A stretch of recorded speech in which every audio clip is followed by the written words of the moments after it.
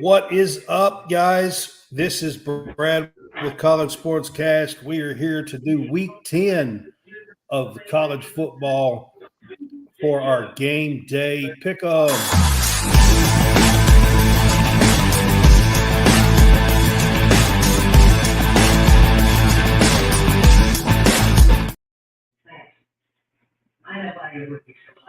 Hey, guys, welcome in. It is Brad with College SportsCast. I've got John Hammonds on here with me. It's Friday night.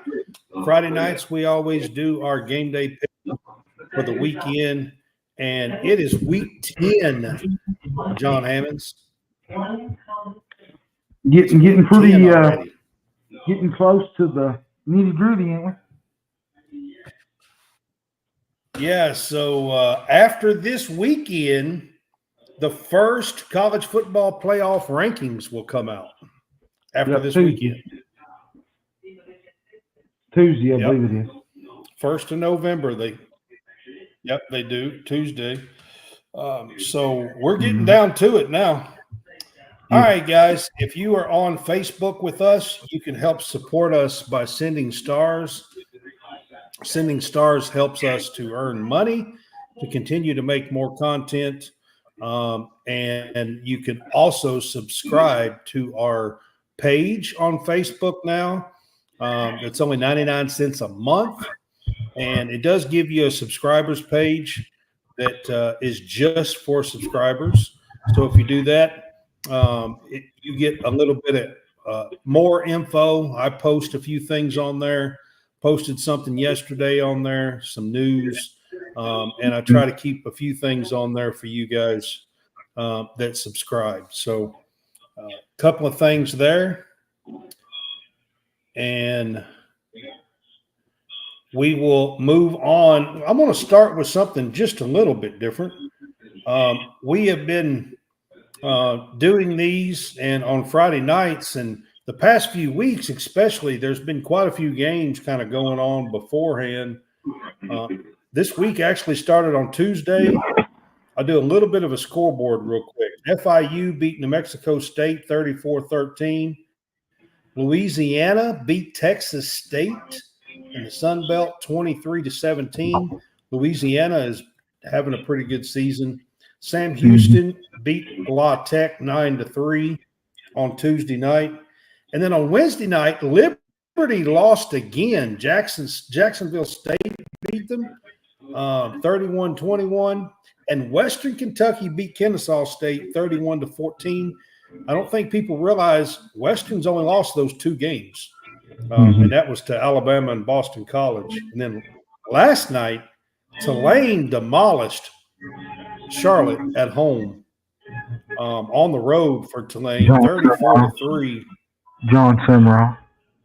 Summerall. Yes. I had to do. John Summerall. John Summerall is proven that he can win wherever he goes. First season so far, I have to say that. Tonight, UConn is ahead of Georgia State in the second quarter. Nope, in the third quarter, 20-13. And FAU's ahead of South Florida, 14-7 at halftime. That's a halftime score. And then the last game tonight, Boise State jumped all over San Diego State. They're up 28-3, and it's not Genty. They got 3 passing touchdowns and a pick 6 in this game. So far, it's not Genty. It's in the second quarter. It's a different person tonight. It's the passing game. Yeah. There's John. They got 3 passing touchdowns and a pick 6. All right. So, John Roberts, you got me? Yeah. Yeah, I'm here. Okay. All right. He's having some issues with his video and stuff the past few weeks. He can't get it figured out. So I guess have a sound with John Roberts. I guess I'm going to have to send a check to Birmingham and get him a new laptop, I guess. Man, I don't know what's going on. Yeah. His computer is not recognizing his camera for some reason, and that's what the deal is. So, but he's been trying to work it out, but it's still not doing anything. So, all right. So we are going to get started with, I think, probably the biggest game of the weekend this week. I mean, it's the big noon kickoff. It's a top 5 matchup.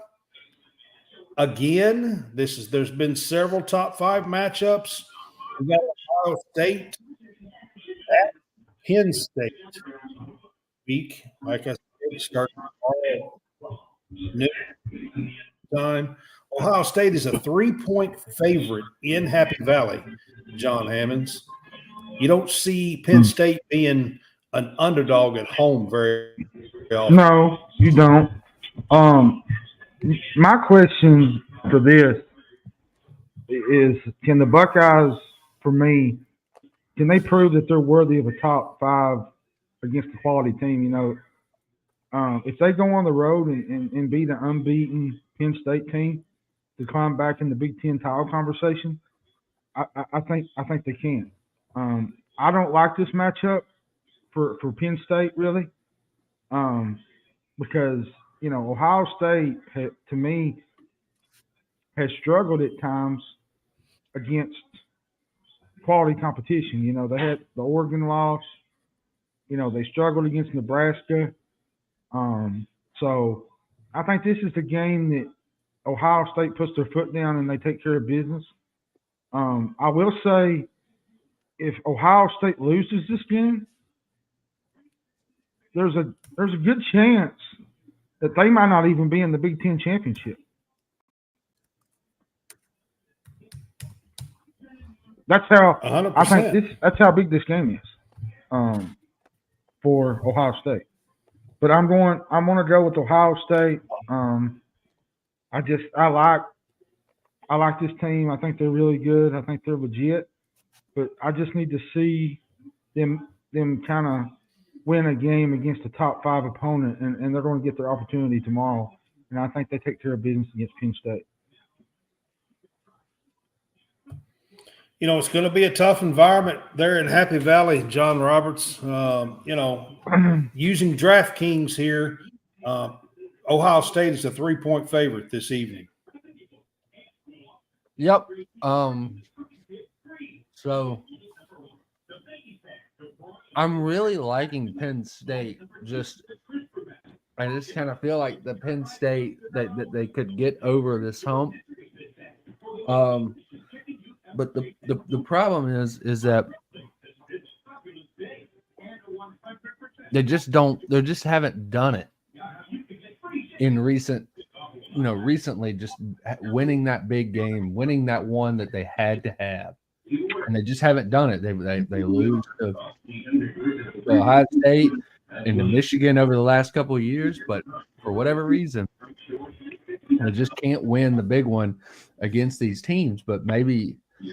And every year I keep thinking maybe they'll do it this year, and I really want them to. I just don't know if it's actually going to happen. That's what I'm trying to figure out. Well, to add to your point, John, Penn State is probably going to face the most weapons that they've seen this year in Smith, Ibuka, and if their pass rush, which I think one of their edge rushers is going to be out, I think that's going to hurt them as well.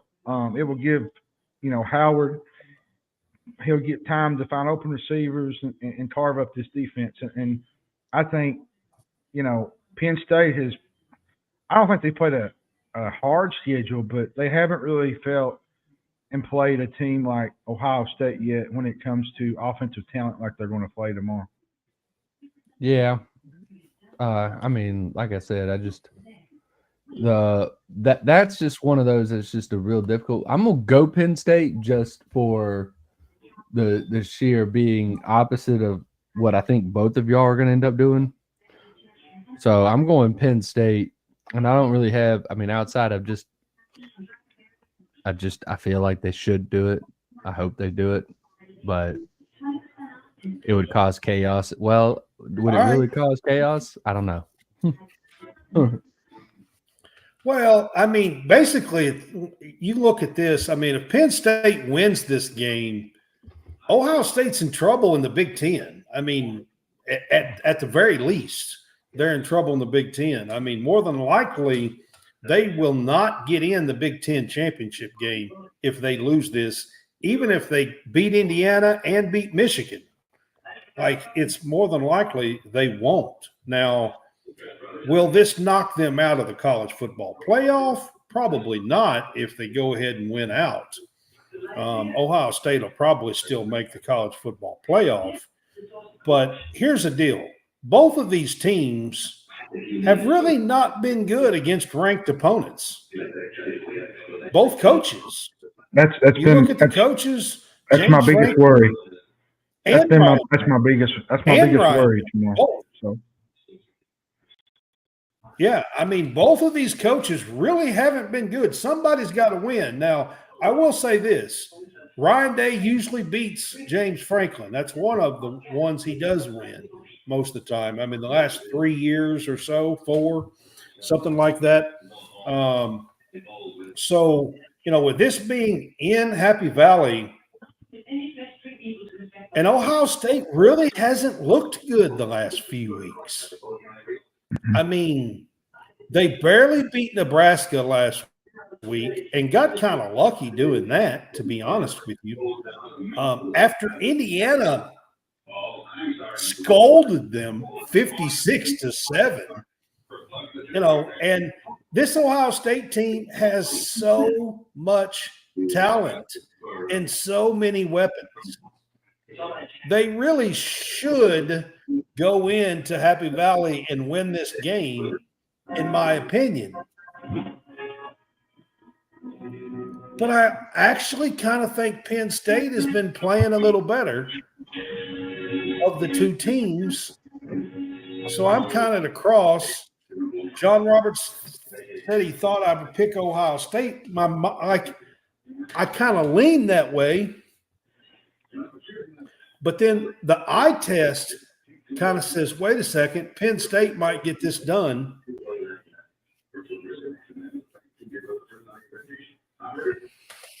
I think I'm going to go Ohio State. So, I mean, but really, I think Penn State can kind of get this done. I mean, it's a tough game. But see, here's the thing here's the thing that you got to look at with this game is every time Penn State gets into a big chance to do this with, like last year, Michigan, Ohio State, it's like they lay an egg most of the time. They lay an egg every single time. And does that happen tomorrow? Who knows? But if you're going to do it, this is the year to do it. Well, and this Ohio State team is loaded with talent, to be honest. Yeah.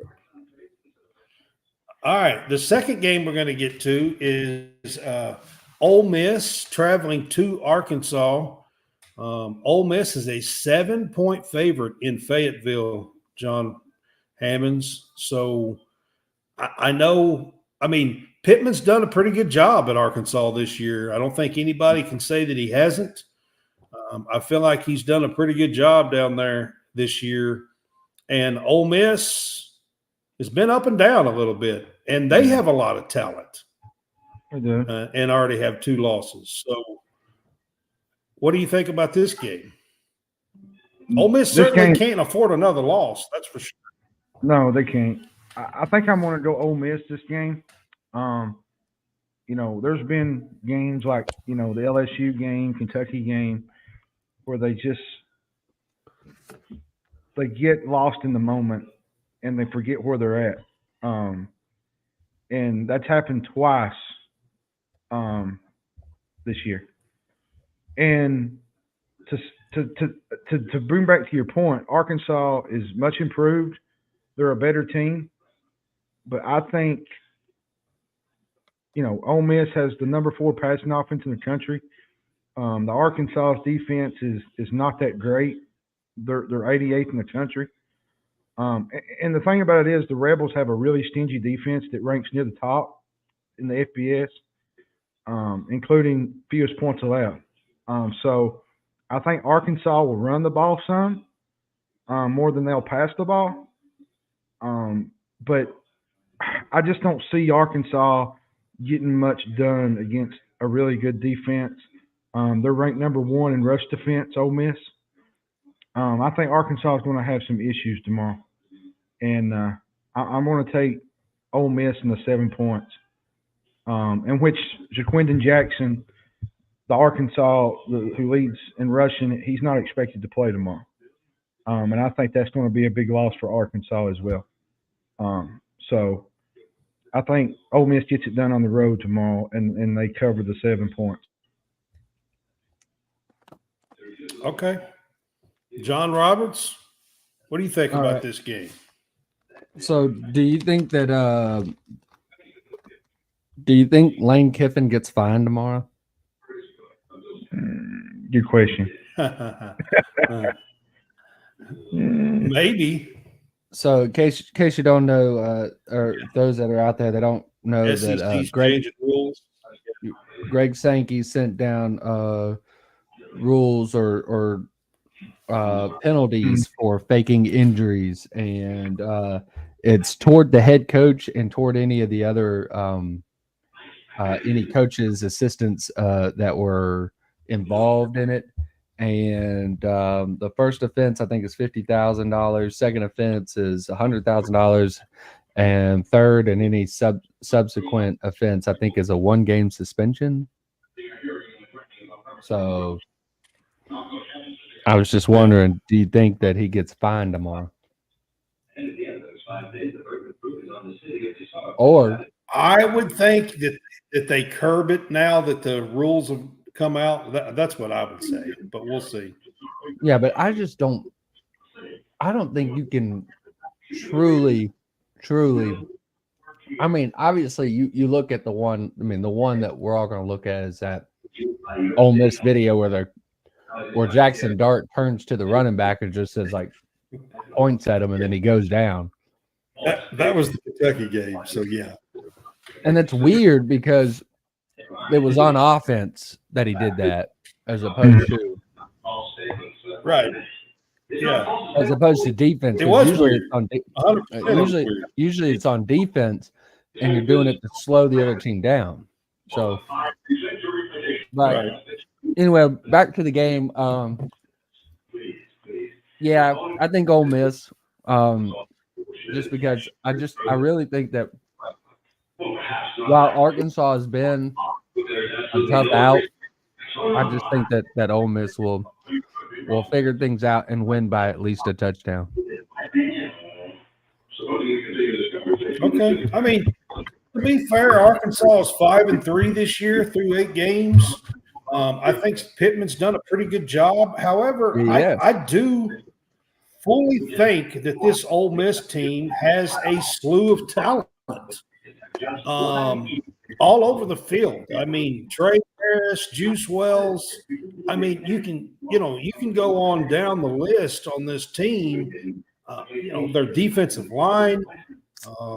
Walter Nolan. Prince, whatever his name is.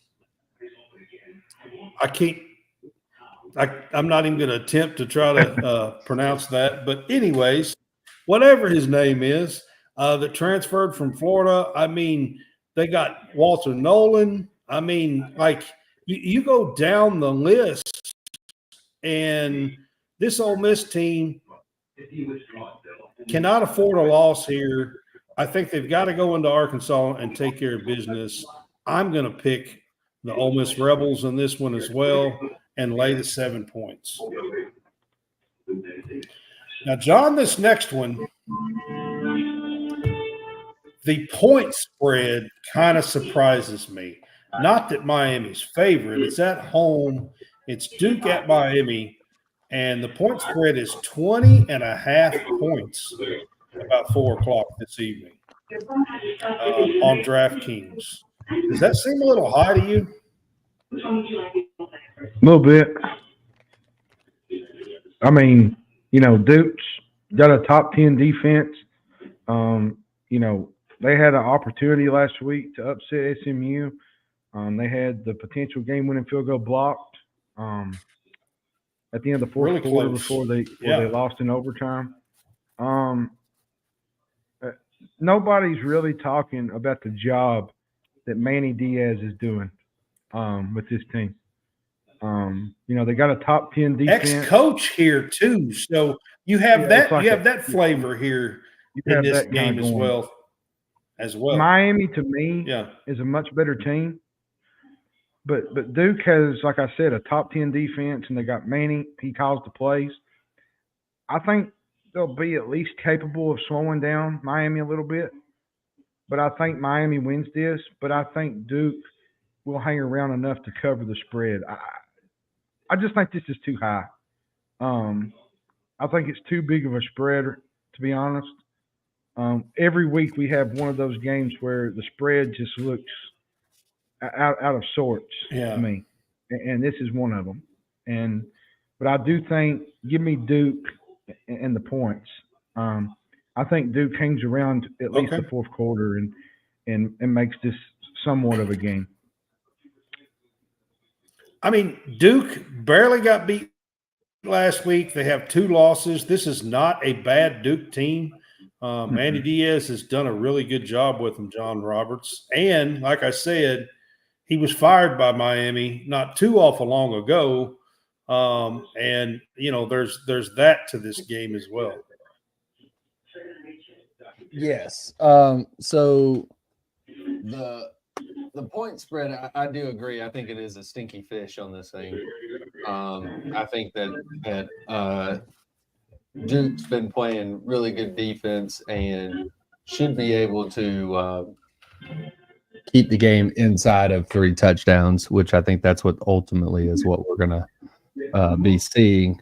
So I think that Manny Diaz has done well defensively. I don't think that this team's really much of a threat offensively, though. That's fair. But Miami's just had some weird, stupid games and has figured out how to win them. And ultimately, I think they're going to win. I just think it's just going to be in the most stupid and unruly way. Like Auburn, Kentucky last week. That wasn't stupid in an unruly way. I'm talking right before halftime. Oh, I'm talking about. That was. You have the field goal in your back pocket, and you get sacked, and you're out of position to even take a point into the half. Like, that was kind of stupid. Yeah, well, they called timeout with. Then they run plenty 14 of time. Guys out on the field. That's right. Ran 14 guys on the field. I mean, come on. There was a lot of stuff that was wrong with that. Yeah. Oh goodness. Yeah, but in the second half, in the second quarter, and then it went into the second half. Kentucky could not stop Darqueze Hunter. Well, Auburn decided for whatever reason, hey, we have this guy named Darqueze Hunter in the backfield, and maybe we ought to use him. Because that was something that they hadn't done, and they finally just unleashed him, and it was like, oh, look at that guy. Yeah. So, what you got, Brad? I kind of agree with you on that. What you got, Brad? You going to take Miami? I don't think so. This point just seems too big for me. I can't, if this was 14.5, I'd probably take Miami. 20.5 just seems too big. I like this Duke team enough to say that they're going to keep this, within 3 touchdowns, basically. So that's where I'm at. I'm with you guys on the same thing there. Oh, Jared. So since we brought up Auburn, let's talk about Vandy at Auburn. Auburn is a 7.5-point favorite at home. Diego Pavia is coming back to the Plains. Kyle Pavia. Is his name Pavia? Pavia. His name is Pavia. Right, so John Hammonds. I'll go first, and I'll let I'll And let John Auburn's a finish. 7.5-point favorite. I can't figure that one out either. This doesn't seem like a right spread here. Here's the thing. You'd think if there was any team that would be paired for Vanderbilt's offense, it would be Auburn because, with Pavia, the whole Jerry Kill, this is a matchup of a team that never turns the ball over, which is Vanderbilt, and a team that does in Auburn. I think it's going to come down to who can stop the run the most. Auburn, to me, is a top 15 unit. If Auburn can avoid turnovers in this game, John Roberts, that's a big if. I think they're in position to win this game. Auburn's inconsistencies, though, have been really bad. Turning the ball over, stupidity, just dumb stuff before halftime. Here's what I would do. I would give the ball to Jarquez Hunter, and I'd say, you know what? Take this game over and win this football game. Because Vandy's not great against the run. But I'm going to take Vanderbilt in the points, but I think I'm going to take Auburn. This feels like an Auburn kind of game to me. And I think they're going to want revenge on Pavia, and I think Auburn gets it done in the Plains this weekend. All right. John Roberts, what do you think here? I know that Freeze has said he's tired of Pavia this week. What do you think here in this game? Of course he's tired of Pavia. I mean, he's 0-2 against him and Jerry Kill. I mean, so yeah. Wouldn't you be if somebody run over you ever back-to-back games? I know. At home too, both times. So, look, this game I'm going to started slap out. you, Daddy. By the way, I know you are. This game started out as a 5.5. I'm just putting that up. Oh no. Started out as a 5.5 point. Oh goodness. Spread in favor of Auburn last week. It opened the week up as a 5.5 point spread. It has since gone up to 7.5. I'm not really sure why it's going up to 7.5. 7.5 seems a little big. Right. I mean, yesterday it was at 7. Today it was 7.5. Earlier this week it was 5.5. So I don't know. Maybe Vanderbilt's got somebody that's not going to play. Maybe it's Diego Pavia. Who knows? But then again, Auburn's history with backup quarterbacks is also very bad. So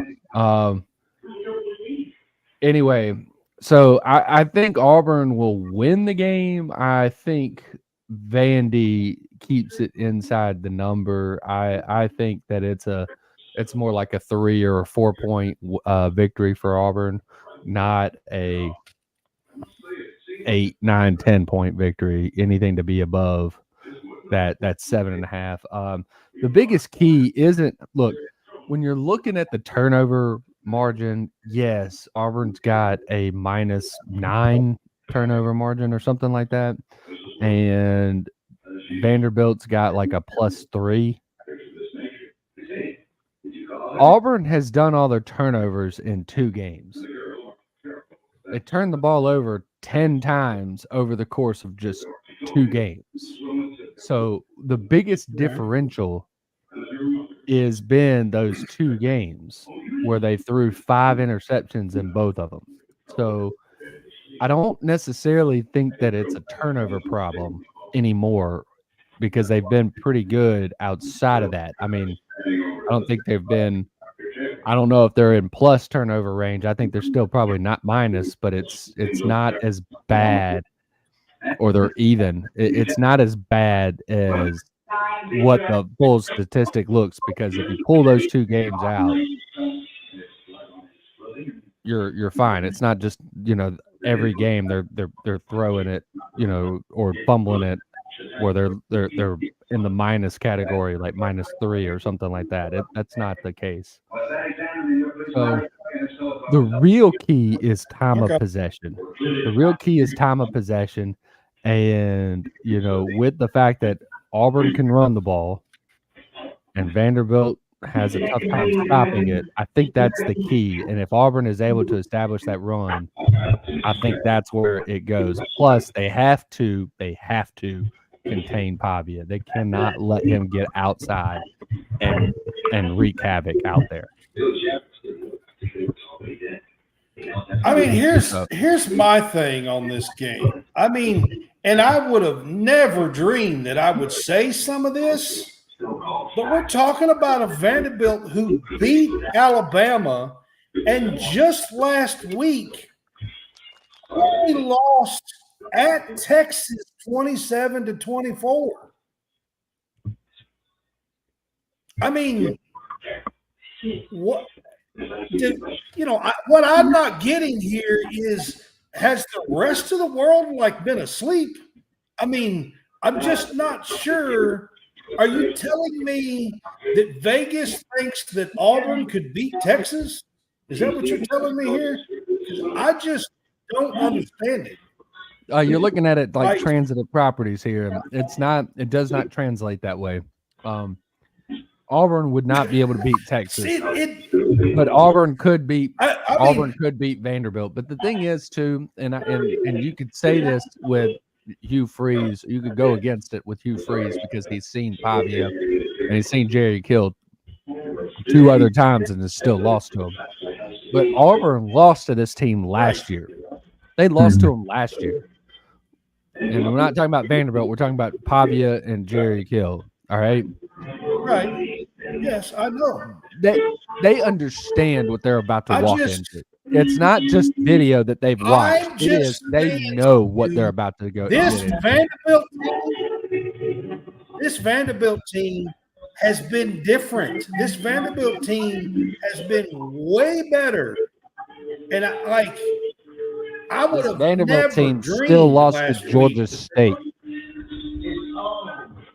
Yeah, but they also beat Alabama. And they still lost to Georgia State. Remember that. They lost. And in Texas was 27-24. They nearly had a shot to beat Longhorns. If we're going to do that, Alabama beat Georgia, and Alabama 1 week later lost to Vanderbilt. I'm just telling you guys. You can go back and forth. If you're telling me that I can get Vanderbilt and 7.5 points, that's a no-brainer for me right now. I mean, I just don't see how in the world that could possibly be. I just don't see it. So I'm taking Vandy and the 7.5 points.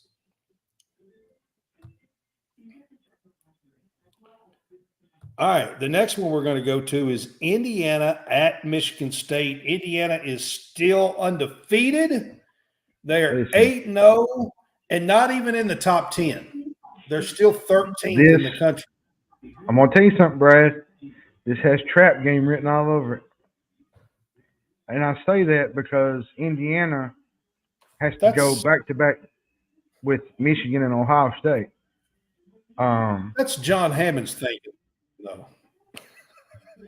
Well, I'm just telling you. I mean, here's the thing about Michigan State, though. They turn the ball over way too frequently, I think, to pull this off. But I think they have enough talent to keep this game tight.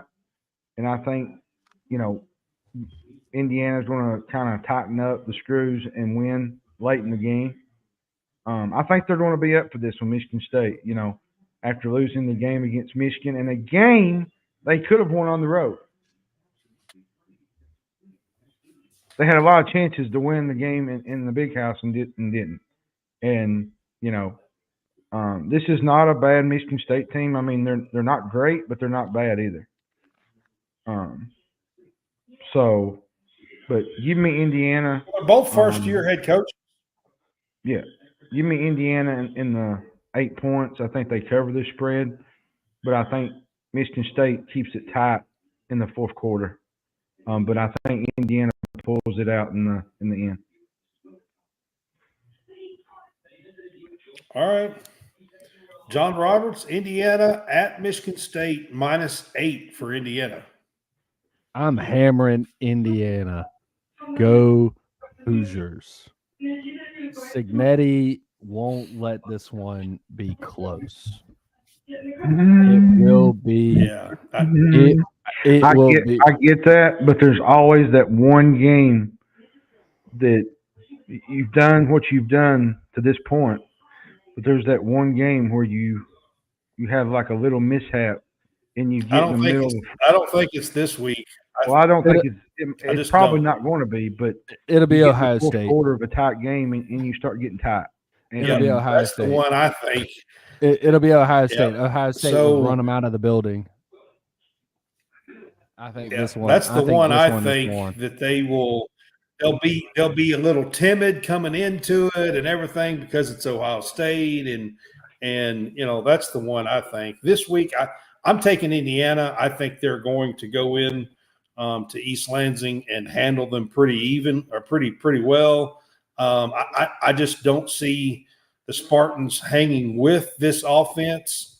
I'm not saying it's going to be 56-7, but it probably won't be real pretty, to be honest. I think Indiana wins this going away.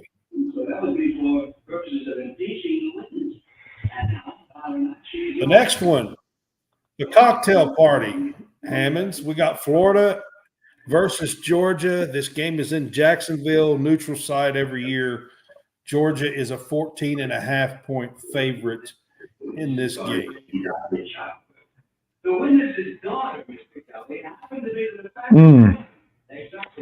Now listen, I'll make it easy. Florida covers. Georgia wins. Listen, I know the Gators have not been that great all year, but they're better than people think. They're greatly improved on defense, but I just can't see Florida pulling the upset here. I mean, there's too many things working against them. Jonathan, the last 4 years, who did they have on the outside? I get that, John, but no, I'm talking to our commenter. I'm talking to our commenter. Oh, sorry. Who said Georgia has beaten Florida 20 plus over the last 4 years. Yeah, they had Brock Bowers, and they had a slew of other wide receivers, Ladd McConkey and some other guys. Those guys aren't there, and they don't have anybody close to that. Well, here's the thing, too. I know that, the last 4 games have been 20 plus, but it's still a rivalry game. And teams get up for rivalry games. Like in these rivalry games, you can throw records out the window when it comes to this. But I don't think this rivalry game is going to be really close, to be honest. I do think Florida hangs in there for maybe the first quarter. But to me, until they show something offensively, they're just going to have a hard time scoring against a really good Georgia front four because Georgia, I don't know. Georgia kind of exposed Texas a little bit in Austin. Georgia is getting healthy on the front four defense. Early in the season, also they weren't. They had 5 guys out. They did. And I think they're hitting that stride. And I think Florida just don't have enough talent to hang in for 4 quarters. So I'm laying the points as there'll be more Billy Napier fire chants kick-started again this week,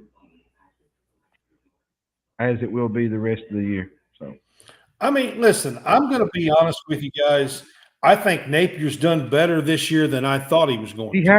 He has. I mean, at this point, Napier's done better than what I was expecting with their schedule and everything.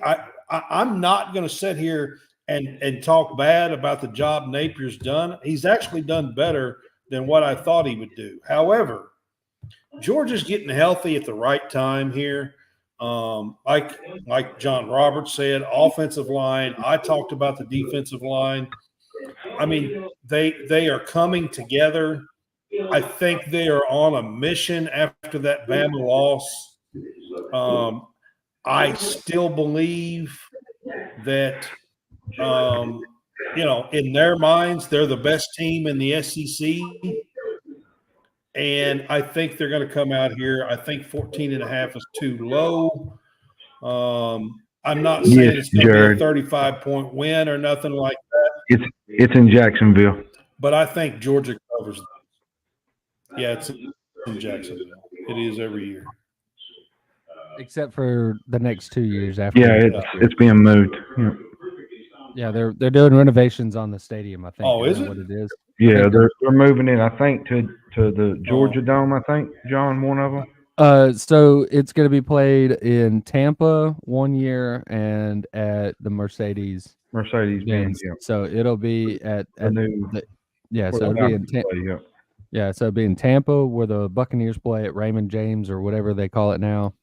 And it will be a Mercedes-Benz stadium. I believe that's because they are doing renovations to the What's stadium. that coming down the track? It's the mean. No. And the red and black. Golly. Go dog. Go dog. You definitely are not Pat McAfee. That's all I got to say. And even he screwed that up too. Oh goodness. He screwed it up when he did it too. Mean Machine and the red and black. All right. Oregon at Michigan. Considering Oregon is the number one team in the country is the reason why I put this on here. Michigan, at least the third time this season at home, is an underdog. That's got to be a record or something. The third time being an underdog at home. I mean, especially for a defending champion. I mean, Oregon is 14.5-point favorite here in the Big House. What's Michigan's record?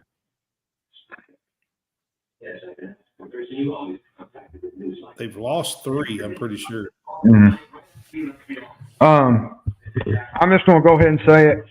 Oregon is playing at a level right now that just they're on a mission. Maybe Michigan defense steps up and keeps Michigan in this one, but Michigan has shown little. Michigan's 5-3, John. Yeah, I just saw it. Michigan has shown me little this season to make me think that they can keep up with Oregon. Like you gotta score points, and they're just not doing that. Their quarterback play has been inconsistent. Now, I will say their defense has kept them in games pretty much all year. But I just have a hard time seeing a scenario in which this game is even close. Give me Oregon 15.5 points. I think they cover it, or the 14. I just don't see a way that Michigan has any way of winning this football game, unless Oregon just really comes out and they don't have a great offensive showing, and Michigan just comes around and throws the ball around and just does things that we've never seen before. I mean, the only way that Michigan keeps it close or wins the game is if they have pick sixes or they have turnovers that create insanely short and Will fields. Johnson could. Yeah, I mean, it could happen. I mean, he could. But will it happen? That's the question. Yeah. Correct. Yeah. I'm not saying it will. I'm just saying he has that kind of talent to do that. They do have a good defense. Michigan does. It's the offense that sucks. You got to think, Brad. Michigan probably has 4 players who are probably going to be in the first and second rounds picked in this coming draft. They're loaded on the defensive side of the ball. but that's not going to be On the enough. defensive side of the ball. Yeah. But that's not going to be enough for them to win this game. And on the other side of it, I wouldn't be shocked if this was a low-scoring game too, because Oregon had that. What was it? That game early in the year, was it Oregon State or was No, it? they blew Oregon State out. No, of the it water. wasn't Oregon State. There was a game where Oregon didn't put a team. Was it Eastern Washington? Maybe Boise, It was- probably. Boise. it might have been Boise. Boise, they Boise let was Boise's behind. hang around. They let the them whole hang game. around, and I don't know. I just don't think they can. The way Oregon's playing right now, I just don't think Michigan has any opportunity to win tomorrow. That's just me.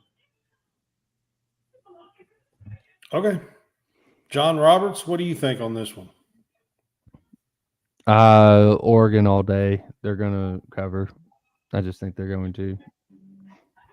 So I mean, Dan Lanning and Will Stein has really kind of been clicking with this offense lately, I think, with Dylan Yes. Gabriel. So, I mean, and Michigan, I just don't see that they are going to muster up more than 2 touchdowns against this Oregon team. I just don't. I mean, if they do, it will surprise me. Unless you guys said like they get a pick six or something like that, then they might. But offensively, I just don't see that. I think Oregon covers this in the big house, which is very surprising, to be honest. By the way, Boise State didn't win for that them game. to get beat like that. Oregon No, they beat Boise. lost by 3, but they stayed in it. I know they lost by 3, but they did stay in the game, and Oregon was Jared behind. Murphy said Boise. He said Boise State won by 3. They didn't win by 3. no, yeah, you're right. Because Oregon won. since No, Oregon Oregon's is undefeated. Yeah, they didn't win by 3. Yes. undefeated. Oregon won. So Yes. All right, Texas Tech at Iowa State. Iowa State is a 13.5-point favorite at home. Don Hammonds, what do you think about this one? I see what you're all talking about. It was Oregon that won by 3. Texas Tech has some questions at quarterback. Morton got hurt last week. I think that's a tough situation to be in on the road. I don't think they're going to be able to stop Iowa State. Texas Tech have the 123rd That sounds so weird. defense in the FBS. I'm sorry. This is just a bad spot, I think, weird. for Texas Tech. We're going I to see remember some Iowa points. State playing games and having 9 points. I think Texas Tech covers this game, but I think Iowa State wins this game. Probably 42-27, 44-27, something in that range. Iowa State's playing really good football right now, but I don't know, man. Iowa State is just like 1 week they look really good, and the next week, there's certain games where they just, I don't know, they have to fight to win. And I don't think they're really going to be tested until the Big 12 championship when they have to face BYU. I think Iowa State is in pretty good shape at this point. And if they get to the playoffs, Matt Campbell deserves some Coach of the Year honors. And he should probably take this chance to leave. This is probably Iowa State's best team they've had in probably a long, long time. Because, all right, John Roberts. The reason I say that, Brad, is on because they should have lost to UCF a couple of weeks ago. And, I don't know. But I'm going Iowa State in this game. I'm going Iowa State takes care of business. The only reason is that not only is it at home, but yes, Texas Tech is without their quarterback. So Yeah, if that quarterback were playing, then I would go with shootout maybe. But not a great position to be in if your quarterback's in. Yeah, first first start or having a start on the road and rather than starting at home. I think if it were out in Lubbock, I think that we could say shootout and that it would just stay close the whole time. It would be a high scoring, but Texas Tech would be able to keep it inside the number, and then at that point you wouldn't really matter. But I think with it being on the road and being without the starting quarterback, I think that is where it ends up putting it over the top for Iowa State. Ames, Iowa. That's where this one is. Ames, Iowa. Yes, Ames, Iowa. In the middle of nowhere. Yes. Middle of nowhere, just like Lubbock. Lubbock's in the middle of nowhere too. So okay, yeah. Let's just. Ames, Iowa. I mean, good luck. Without Google, good luck finding it. Good luck. It's within the borders of Iowa. So, I'm just so used of Iowa State like playing great defense and games being 14-12 and 14-9. And like this season has just been crazy.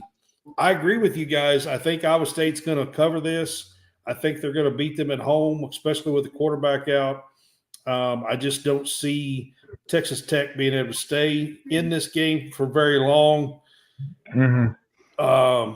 But it's just so weird for me to see Iowa State scoring points. And I don't know. It's just a weird deal, if you ask me. But I think they're going to win and cover. So give me Iowa State in this one.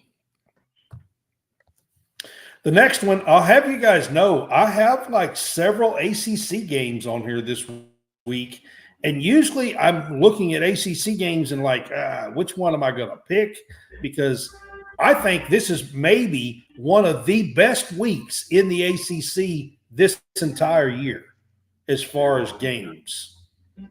We got Louisville at Clemson, 10.5-point favorite for Clemson here.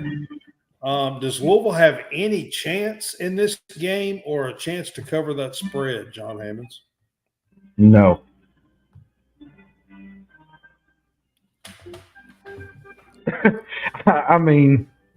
Clemson, I'm just saying no. They've been shaky. Louisville has, they're 2-3 in their last 5. Everybody says, well, it was a bad home loss against SMU. Well, look what SMU's doing. SMU's a pretty good football team. Red actually has them playing really well right now. I don't think that's a bad loss, but to each their own. But here's the thing about Clemson. They lost to Georgia. They rebounded. They've won 6 consecutive games. They're playing really good defense. They're winning by huge margins. All of their 6 wins have been by at least 16 points. They're hitting their stride. If there's one team in the ACC that could get to the college football playoff, it's Clemson. Maybe Pittsburgh. But other than them, maybe SMU. They slide in outside of Miami. Well, Miami. I forgot about Miami. Miami and Clemson are probably the best bets if you're. Yeah, Miami's defeated. I know. I forgot about Miami being, but between them and Clemson, I think those are the 2 best bets for this ACC, and I think Clemson's just playing at a really good level right now, and I just think going into Death Valley is a death sentence for this Louisville team. Nightmare. A nightmare, yeah. With the way Louisville has played as of late. So give me Clemson in the 10.5. Okay. You're just looking at this game with your John Robert? with your bright blue, No, I'm not. sleepy cat I'm glasses, really aren't not, you? John. Like Louisville has not impressed me. Yeah, they've won some games early in the year. You know, they've competed with Notre Dame, but going into Death Valley is a different animal. Um, I don't care how good they are, how bad they are. Playing at Clemson is a hard place to play, and this is going to be tough for Louisville to even muster an opportunity to win this game. Oh yeah, I agree. I mean, I think Clemson's going to run away with it, so I it's mean, going I to be don't. a I mean, beat I down. think It's going to be a maybe beat down in C-Town. maybe think it'd be close early, but I just think Clemson pulls away in this game and wins. Yep. No, I think it's a beat down. Listen, I Clemson think just runs away Clemson with by it. far is the better team here. Clemson I by mean, 40. let's look at the season, the eye test. I think they're the better team here. I'm taking Clemson. If it was 20, I might take Clemson, but I'm definitely taking them for 10 and a half. I can tell you that, and laying the 10 and a half here. So our next game, I think this one's kind of intriguing in the SEC this weekend. Kind of a below the radar game that I think should be right up there with some of the best in the SEC this week. You got Texas A&M going to Columbia, South Carolina to play the Gamecocks, and A&M is a 3.5-point favorite. Maybe they've never heard of the Sandstorm. I don't know. John Roberts or John Hammonds? I mean, what do you think on this game? You know, this game kind of is, like you said, an underrated game. You know, South Carolina almost beat LSU. They almost beat Alabama. And they've had an extra week to prepare for this game. You know, they're on a bye. It was on a bye week last week. With that said, A&M is coming off win over LSU. The only loss they've had is Notre Dame, a Notre Dame team that First some game of of the us year. don't think is that great, and they've only lost to Notre Dame. While I think this game will be close because I like the South Carolina front four. I like Kennard. I like Dylan Stewart. The last time South Carolina really faced a team that run the football, it lost to Ole Miss, 27-3. And I really like this Marcel Reed. He came in and absolutely done some damage to LSU. I think he's the better quarterback in this game. I'm going to bet on A&M this weekend and to win and cover this game. But like you said, this is going to be a tough environment for A&M.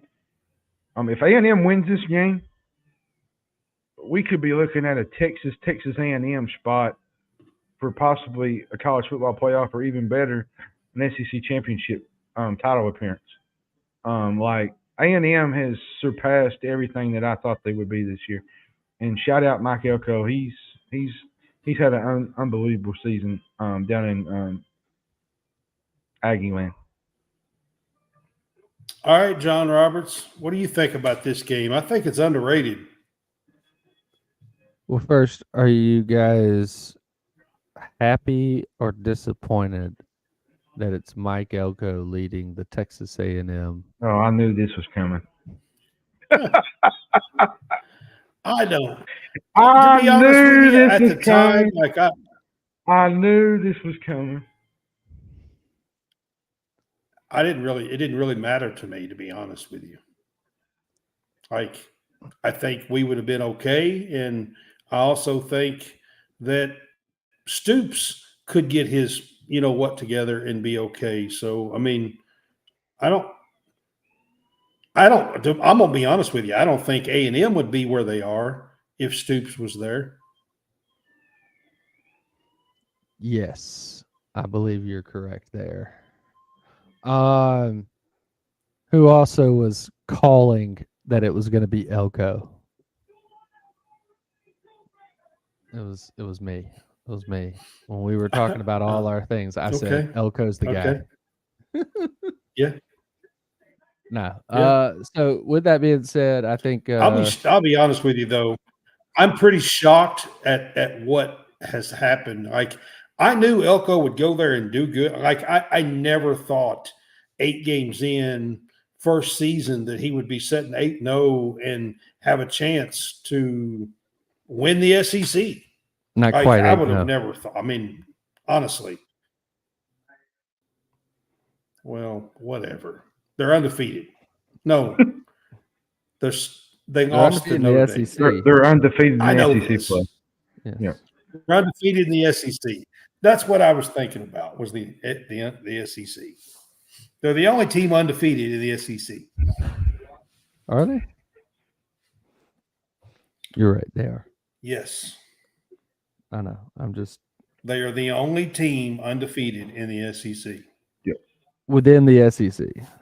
That I'm right about. I just misspoke. I was thinking about the SEC record. Yeah. 7-1 overall and whatever and 0 in the Right. SEC. Yeah. So I think Texas A&M wins this as much as I want South Carolina to do it.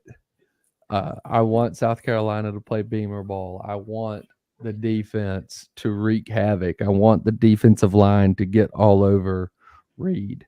I do, but I just don't think it's going to happen. And I think that A&M is able to hold off, win this game. It's what you said. It's a 3.5 point. So, all they got to do is just win by 4. So,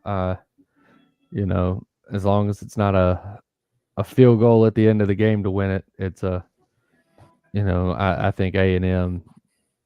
I think A&M wins and probably wins, by 7-ish, maybe even more than that. But yeah, I mean, I hear you guys, and A&M has played a great ball, and Elko's done way beyond what I thought they would be at this point in the season. But here's my deal. Sometimes things happen in these games that's kind of unexplained. And yes. if you go back and look at Shane Beamer at South Carolina, there's always a game or two every year that's kind of like somehow at home he pulls out a win and they play way beyond what they should. Tennessee 2002. And pull out a game or a win. Tennessee 2002. Clemson. I mean, yeah. I mean, there's always a game or so. I think this is the game that everybody's going to be like, I'm not sure what happened. I don't know how they done this. I think South Carolina is going to win this one at home. So I'm going to take South Carolina in the 3.5 points in this one. Kind of unexplained, but all right. This is the game that I did not want to do, to be quite honest with you. But we have been on strike all week. We cover it. I've been on Kentucky football. Hang on. I've been on strike all week long, to be quite honest with you. Now, why is that? Why were you on strike? On the picket line. Why were you on strike? I'm standing on the picket line right now, just so you guys know. What put you over? What put you over to cause you to go on strike? What was it that happened? It's called losing home games. That's what it's called. Losing home games. And who did you lose a home game to? Hey, you guys were picking on me. I'm going to continue. Well, we all know we lost to Auburn last week, but I'm not talking about just that game. I'm talking about the entire season. But anyway, Kentucky, who I think still has a football team, about half the roster is on the injury report list, I'm pretty sure. But anyway, why is that? Who I think still has a football team is playing at Tennessee. At Tennessee is a 17.5 point favorite, according to DraftKing. Listen, Brad Harvey, I'm going to give my honest opinion about this game, and I'm just going to say what we need to I'm on say, and strike. we're gonna be young. I'm holding my picket sign Oh my goodness! back and man. forth. Here's what I say. This is the type of game that Kentucky usually crushes under Stoops. You know, keeping the store close, gutsy, cover spread. Unfortunately, the mentality is not there. This team is lost. There's feels like there's no energy. There's no enthusiasm, even down to the coaches. And Kentucky doesn't have a Dylan Sampson either. Here's my thing about this. I'm afraid that what Jarquez Hunter did last week, Dylan Sampson might do a little bit more this week. Bet on the Vols to win, cover. Now, I will say this, Brad. Kentucky has a decent defense. All right. Tennessee has not really looked like Tennessee offense all year. Now they did kind of open it up against Alabama 2 weeks ago, but is that really Tennessee offense? Have we really seen what they can do? It's untelling with this game, and I know people think, well, Tennessee's gonna blow them out. They might do that, but like I say, it's a rivalry game. You don't know where Kentucky's head is at in this game. Do they have any juice left to show some effort and just come out and punch somebody in the mouth? And I just don't think they do. And that's why I think Tennessee wins this game by the 17.5 points. I just don't. And the more they lose, the more loud it's going to get. And they go into their bye week with a lot of problems and a lot of questions. On to the next one. Go ahead, John Roberts. So I'm really conflicted just because I don't know with Tennessee's offense, would they be able to put up the amount? And I think if it were played at Kentucky, I think I would be inside the line. I'd still say Tennessee wins, but I would say that Kentucky covers. With it being played in Neyland instead, and it being just a massive home crowd, the biggest issue for Tennessee right now is that Nico has not really been very consistent. And if Kentucky can get some turnovers, they can maybe stay inside that number. I'm not really saying keep it close. I'm just saying stay inside that number. Because, I mean, you're going full on 3 touchdown to really say that it's, that Tennessee would win by 3 touchdowns.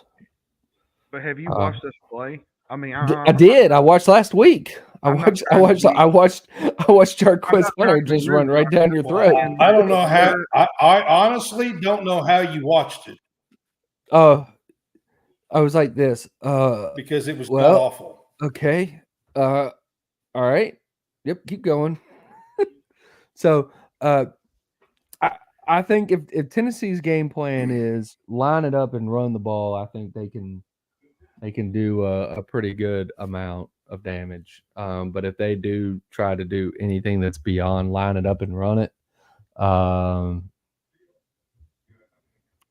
it'll be trouble, or it'll be just a long game for Tennessee.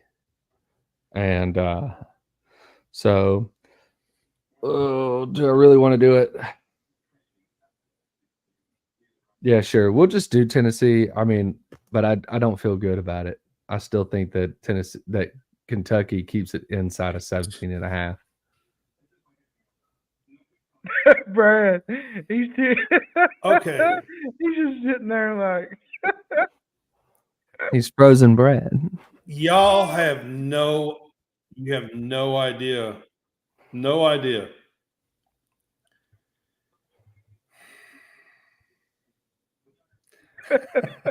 I almost can't say it. Y'all have no idea. There is nothing, and I mean nothing, that I hate worse than this game right here. Nothing. Not basketball, not nothing. There is nothing that burns my soul like this game right here. Nothing.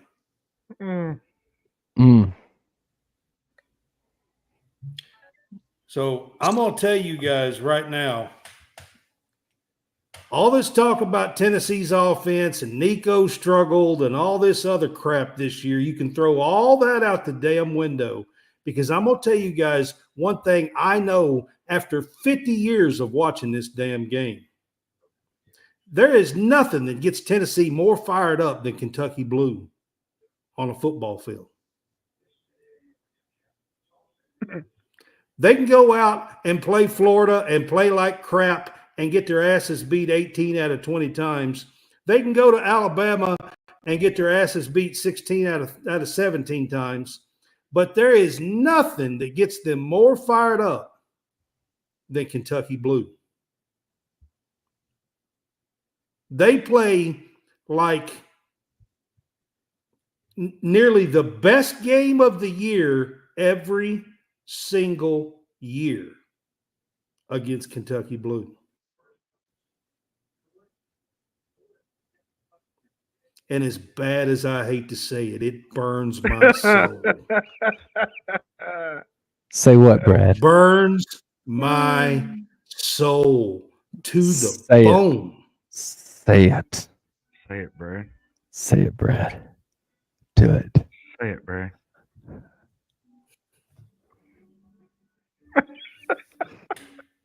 If I'm betting, you better put your money on Tennessee, because it's not going to be Kentucky. Say it louder. Say it clear. Rocky Top. Absolutely not. Sweet home to me. Good old Rocky Top. Oh goodness. We're getting Brad kind of. I would hang the Kentucky guy that wrote that song, to be honest, because most people don't know that stupid ass was from Kentucky. Oh. And I would hang that dude if he was still around. I really would. I'm not even playing. All right. I'm gonna move on from that game because y'all don't know. I'm telling you, you just don't know. All right, another ACC game. We're going to wrap up with this game. I like this game. I think this is one of the better ACC games. I know we've had Clemson and Louisville and Miami and Duke and a couple of other ACC games this week, but I'm going to wrap it up with Pittsburgh at SMU. Pittsburgh is still an undefeated team, and I don't think a whole lot of fans still think that about this Pittsburgh team. And SMU has one loss. The winner here has a real shot of having a chance, depending on what happens between Miami and Clemson, of making the ACC championship game here. So SMU's favored by 7. I'm going John to go Hammonds, chaos. what do you think? I'm going to go chaos. And this ain't the same chaos as what John would say. These defenses are probably the best in the nation at getting interceptions. They average a pick a game, over a pick a game. I think this is going to be a shootout. I honestly do. Pittsburgh's got Hold up. team. Time out. Jared Murphy, hang on. Time out. Jared Murphy, I used to like you. Just saying. Holstein has the offensive firepower to keep up. He's a 6'4" dual threat quarterback, and he's not even lost his first college football game yet. and I don't think he will this weekend either. I'm going Pitt. They're underrated. Now, they haven't beat any ranked teams yet, but they've won 2 games as underdogs. They beat Cincinnati on the road, and they won by 10 at North Carolina. And if you can do that, you can go into SMU and take care of business. So give me Pittsburgh, and I guess you would say they upset SMU this weekend. I think the road kind of ends here for SMU, but I could be wrong. So.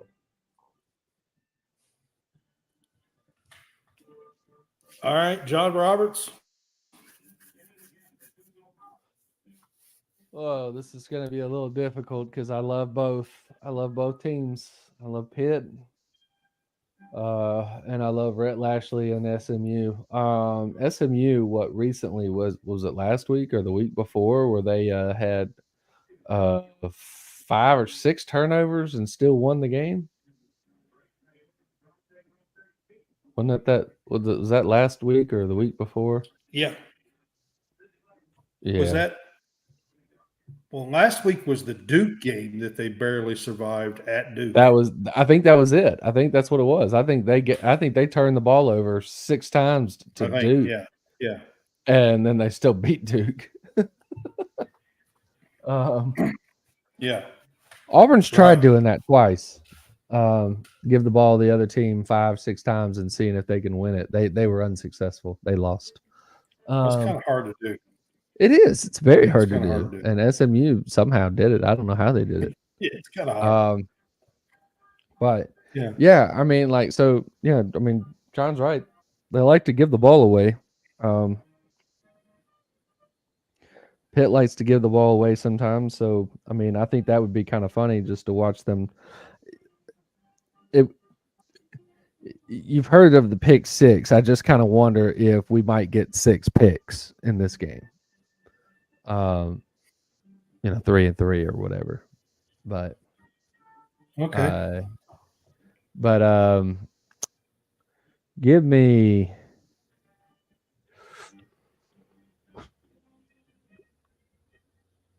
SMU to give Pitt their first loss. There you go. That's it. SMU to give them the loss.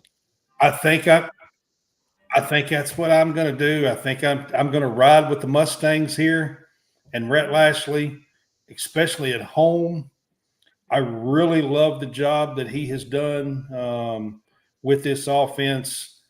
Hint, Kentucky, by the way, if something happens, I really love the way Rhett Lashley runs this team, runs this offense going into the ACC here, the job that he's done. I do think the winner of this has a legitimate shot of going to the ACC championship game, depending on what happens between Miami and Clemson down the stretch. And I'm going to go with SMU at home. If this was the other way around, this was at Pitt, I might take them, but I'm going to go with